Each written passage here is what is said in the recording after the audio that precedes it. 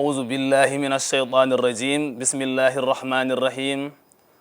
الحمد لله رب العالمين والصلاة والسلام على سيدنا محمد وعلى آله وصحبه أجمعين. إن جت الله سبحانه وتعالى إن إمسن وكدي بكتو جميدن إن مول الله سبحانه وتعالى بندي بيتالي من بندي قولي جميدن غاندن كدي كلا بيودو كو الله تبارك وتعالى woni pewnude ɗum ko Allah subhanahu wa ta'ala muuyande ɗum maana peewal eɗen ñaago Allah subhanahu wa ta'ala yo Allah fewnan en zurriyaji meɗen kadi kala mo o majjini kala mo o sañji e nunɗal makko ala bawɗo fewnude ɗum. musidɓe julɓe tedduɓe yeeɓiyankoɓe aya o habrirde Piiji TV fa tabarakallahu en jetti Allah subhanahu wa ta'ala muñanɗo en rokki en sembe rokki en bawɗe rokki en kadi hattan ha mbawɗen kadi jottade ɗo e ndeɗo haalirde mana Piiji TV fa tabarakallahu en jetti ɗum Allah subhanahu wa ta'ala. En calmini en juurima dendagal khalifa men to banggue diine khalifa men to banggue aada e dendagal yeeɓiyankoɓe ayawo Piiji TV to ɓe mbawi wonde e ɓe mbawi wonirde e nder duuɗe baba adama he. fa tabarakallahu en garti e yewtere men yewtere mon suukara korka taw kadi koye ndiɗo mbaadi fa tabarakallahu no gowɗen waɗir ɗum tan e kala e saaha noon jaggan en caméra o ko Djiby Dieng e yeeso ayawo ngo musidɗo mon almudel mon oustaz Mansour Sall bindan gandal bindan anduɓe e dendagal julɓe e kuptidinde muɗum. mawdu toɓɓere yewtere men hande koko jowiti e ndeɗo julde e oɗo naafila biyeteɗo salatu tasbih walla salatu tasabih maana julde nde ganduɗa ko julde subhinadu. eɗen gandi nduɗo lewru nela sallllahu alayhi wa sallam o wi shahru ramadan awwaluhu rahma wa awsaduhu maghfira wa akhiruhu itqun min annar. kanko nela sallllahu alayhi wa sallam o wi lewru korka maana so hoddirama ko balɗe 30 so tawi a fecci ɗum maana pecce 3 wonata ko 13 sappo gadane ɗe koɗe yurmede Allah kanje fof koɗe jurumderu Allah. ɗum noon eɗen e ɗeɗo mana balɗe 10 garwanije e nder lewru korka eɗen ñaago Allah subhanahu wa ta'ala yo Allah wattu en e ɓen ɓe ganduɗa ko ɓe yurmede Allah wanjoto e dow muɗumen ɓe yurmode Allah jippoto e dow muɗumen yo Allah wattu en e ɓen. o wi balɗe 10 hakkude ɗe koɗe kafragal Allah koɗe yaafuya Allah. balɗe 10 cakkitiɗe ko itqun minan nar ko rimɗinede e dendagal jeyli jahannam. ɗum noon yo Allah wattu en e rimɗinoyeteɓe e ɗiɗo jeyli bijaye seydul wujud wa alami suhud. nduɗo lewru ko ndu lewru faggitordu mana baraji ko ndu lewru faggitordu mana dendagal moƴƴeriji Allah. lewru ndu ganduɗa kala ko mbaɗɗa hen e moƴƴere koko dublate koko sowate. ko ndu lewru ndu ganduɗa ko permission e diine l'islam nde wonno so tawi en mbi maana permission ene wayno so tawi a soodi maana crédit 200 keɓa 400 walla sa heeɓi 100 keɓa 200. lewru korka ko kayru tan woni maana lewru permission e nder hitande nde fof. wa amma lebbi keddiɗi sa juuli hen farilla walla a hoori hen korka farilla walla a waɗi hen naafilaji walla a jangi hen alqur'ana so hoddirama binnanteɗa tan ko 10 ko 10 ɗi tan binnanteɗa to banggue baraji. wa amma so tawi ko e lewru korka noon kala hen ko mbaɗɗa sa waɗi gotel ene double fodde maana cowanɗe fodde laaɓi 100 sa waɗi hen maana gotel ene double fodde laaɓi 100 cowanɗe ha ɗo cowanɗe ɗo ganduɗa ko Allah tan tabaraka wa ta'ala andi ɗo baraji jobdi ɗi ɗo haaɗi. kono neɗɗo wawa qimde ɗum ha anda baraji ɗi hoɗo foti holɗo tolni. ɗum tagui noon nduɗo lewru ene moƴƴi maana neɗɗo tinno e dewe Allah keeri ha tengti kadi e oɗo naafila biyeteɗo salatu tasabih ndeɗo julde nde ganduɗa ko nela sallllahu alayhi wa sallam yamirno ɗum bappañ muɗum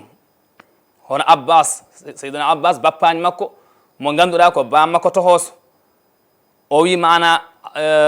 bappañ makko Abbas o wi beele a arta mi tindinmaɗo hunde nde ganduɗa so tawi a golli ɗum a waɗi ɗum Allah yaafuma dendagal bakkatuji ma ɓennuɗi.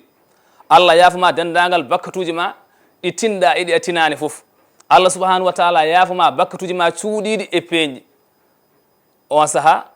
bappañ makko Seydina Abbas wimo aha bismillah kay min kay mbiɗa hatujini e kono wona sababu yaafedemi mana ɗiɗo bakkatuji wona sababu mana hebde moƴƴere Allah e weluye Allah o wi mana juul ndeɗo julde wiyetede salatu tasbih addani julde nde wiyete salatu tasbih kayre fof mana kone subhinali julde nde kayre fof kone subhinali so tawi aɗa juula julde salatu tasbih sa habbiri kala waktu noon aɗa wawi julde mana salatu tasbih kono noon e nder lewru korka ɓuuri mana hewde baraji so tawi a waɗi salatu tasbih ko wona e nder lewru korka so tawi ko mana ko baraji sappo bindanteɗa sa waɗi e lewru korka aɗa windane baraji mana fodde ujunere mana baraji walla fodde ujunnaje baraji cowanɗe ko Allah tan andi ɗum haadi ɗum tagi noon julde salatu tasbih e nder nduɗo lewru ko hunde hewde baraji no fewi julde salatu tasbih noon ko holno juldete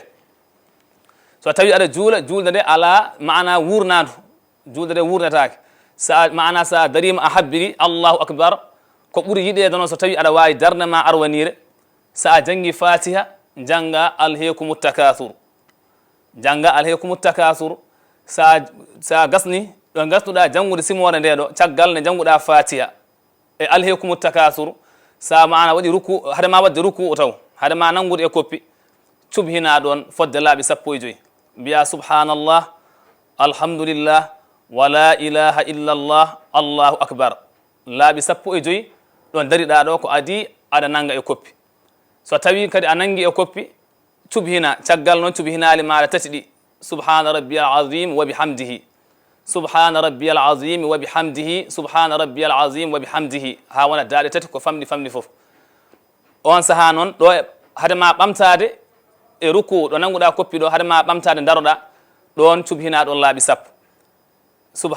subhanallah walhamdulillah wala ilaha illallah wallahu akbar subhanallah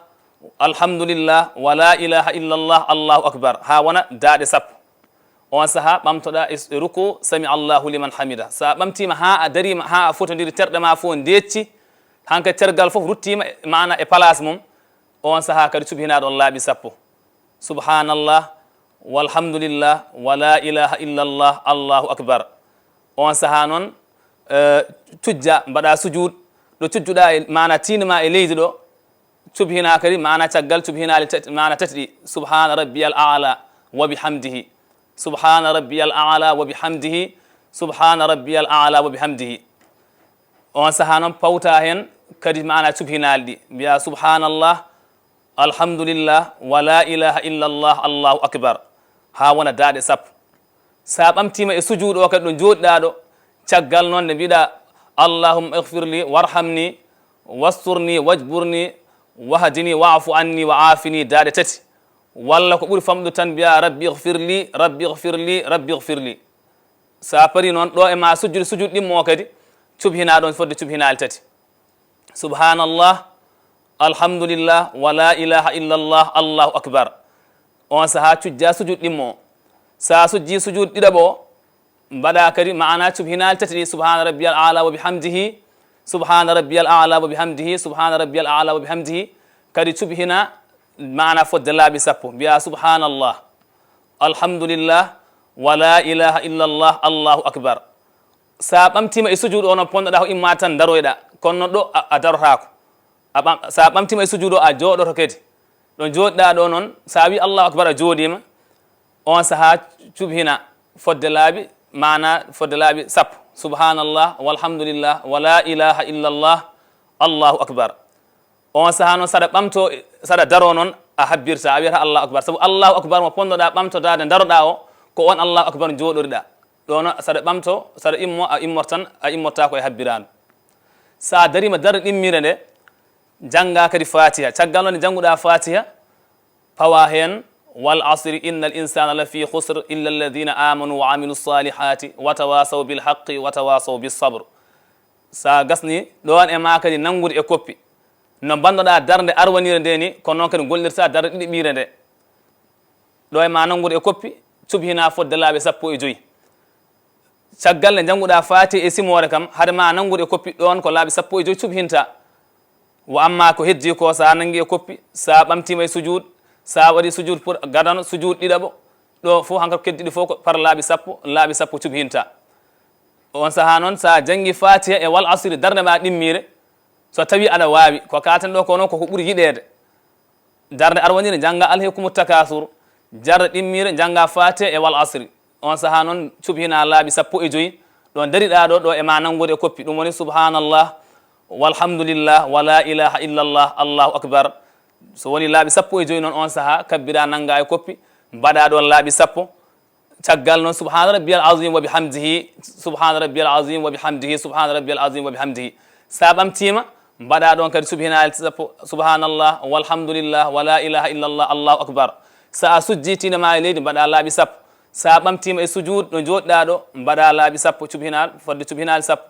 cujja sujud ɗimmo o mbaɗa laaɓi sappo sa ɓamtima e sujud a jooɗima noon a subhini laaɓi sappo cilmina tawi joɗa cilmina attahiyatu lillah azzakiyatu lillah attayibatu salawatu lillah assalamu alayka ayuha nabiyu wa rahmatullahi wa barakatuh assalamu alayna wa ala ibadillahi salihin ashhadu an la ilaha illa allah wahdahu la sharika lah wa ashhadu anna muhammadan abduhu wa rasuluh ɓuri famdude e tahiya ko ɗo haadar caggal ɗum noon on saha cilmina gadda darɗe ɗiɗi keddiɗe wona darɗe nayyi darde tataɓire nde yiɗa sa janggi fatiha janga qul ya ayyuhal kafirun on saha sa janggi qul ya ayyuhal kafirun cuɓhina laaɓi sappo e joyyi sa nangi e koppi mbaɗa laaɓi sappo sa ɓamtima mana e ruku mbaɗa laaɓi sappo sa sujjittinema e leydi laaɓi sappo sa ɓamtima e sujud a jottima hakkude sujudeje ɗe mbaɗa ɗum laaɓi sappo gimmoɗa kadi gadda darde mana tataɓire nde nayiɓire jangga fatiha e qul huwa allahu ahad allahu samad lam yalid walam yulad walam yakun lahu kufuwan ahad sa janggi ɗum ha paari woni nder darde nayiɓire on saha ko adi nanga koppi mbaɗa ɗon laaɓi sappo e joyyi ko heddi ko fo hankadine ko laaɓi sappo cuɓhinta ɗo rukku ɗo laaɓi sappo subhanallah walhamdulillah wala ilaha illallah allahu akbar sa ɓamtima e sujud laaɓi sappo sa ɓamtima e rukku sa sujji kadi laaɓi sappo sa jottima hakkude sujjudeɗe laaɓi sappo jooɗoɗa tahiyoɗa on saha cilmina ko ɗeɗo julde wiyete mana salatu tasbih ko ɗum woni ko nela sallllahu alayhi wa sallam yamirno mana bappañ muɗum hono abbas ɗum noon wadde nde o yamirimo nde o wi ndeɗo julde mana kala subaka allah mo pinɗa juul salatu tasbih so tawi aɗa wawi aɗa hattani ñande foof juul mana salatu tasbih waɗ oɗo naafila o wi so tawi a hattanani a wawa wadde ɗum mana ñande foof a wawa julde ndeɗo julde kala yontere juul mana julde wiyeten salatu tasbih ɗum waɗi jiyaɓe allah moƴƴuɓe foof kala aljuma mana aɓe juula ndeɗo julde wiyeten salatu tasbih o wi so tawi noon kadi ene teddi e ma a wawa julde ɗum par yontere foof lawol gotol o wi lewru foof mana julde salatu tasbih so tawi kadi mana a wawa wadde ɗum e lewru foof lawol gotol o wi hitande foof juul mana salatu tasbih e nder hitande fof soko lawol gotol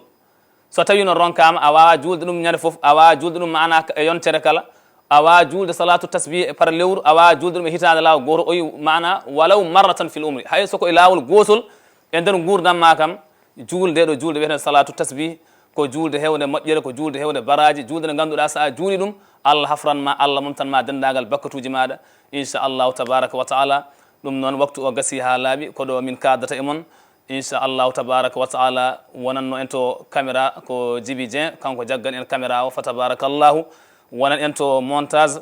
ko Ali Fall en jettiɓe no fewi yo allah yoɓɓe ko ɓuuri moƴƴude e jobdi ɗum noon en calmini dendagal dairatuji ɗi foof en juurima ɗumen ko wayno dairatul hubbu nabi sallllahu alayhi wa sallam dairatul islam dental birkama ba dairatul ahbab ceerno yahya sar rahmatullahi alayhi e dendagal dairaji ɗi foof en calmini ɗumen en juurima ɗumen in uridu illa al islaha ma stata'tu wa ma tawfiqi illa billahi alayhi tawakkaltu wa ilayhi unib wa akhiru da'wana anil hamdulillahi rabbil alamin assalamu alaykum wa rahmatullah wa barakatuhu